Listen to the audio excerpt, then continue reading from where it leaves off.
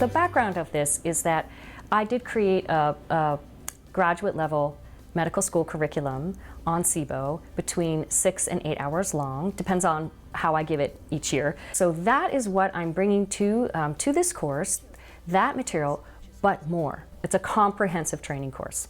I think structural issues can go overlooked at times. There truly can be physical, anatomical things amiss. But to me, the best mode of teaching is, it's really about organizing the material.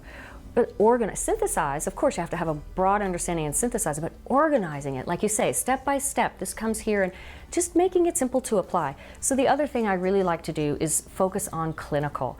That's my whole emphasis. I don't really spend a whole lot of time just showing you things or talking about things that are just academic for their very nature. I only bring those things up as they specifically relate to something you're going to need to know. So the treatment goals in the green boxes here, it's either 90% symptomatic relief or a negative breath test. So that you really understand it. And I've spent a lot of time, talking about like checklists for the physician, at the end of this appointment, what do you do in which appointment? And what did you need to make sure you communicated to the patient? I've got a patient communication checklist and things like that.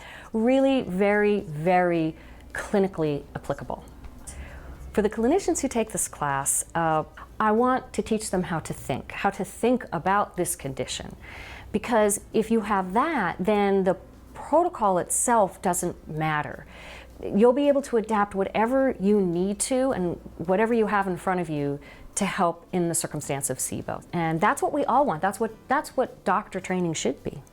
A lot of people are missing some of what I would call the basics, kind of like standard of care pieces and understanding. I'm going to go through them, and then I'm going to show you my guidelines. And many people aren't even familiar with the algorithm that we have, and just a lot of the organizational, structural basics for SIBO. But to your point, it's chronic. SIBO is chronic for the majority of people who have it. 2/3 are what the studies show.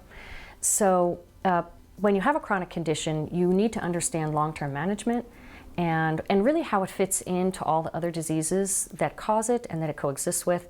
Any amount that you learn on SIBO that is well structured will really help the doctor for so many of their patients, because it's so common, these digestive complaints, and especially when they have chronic disease. SIBO is so common in other chronic diseases, and you need to know how to manage it more than anything, because it directly affects people's eating, because the symptoms of SIBO come from eating, and the whole category of carbohydrates, which is most of our exceedingly healthy foods like fruits and vegetables, become problematic, and people can get into a circumstance where they have trouble eating, and everything they eat makes them sick. So it's just, this is the relevance of why it's so important to learn about SIBO. It goes down into the large intestine where we normally have our bacteria.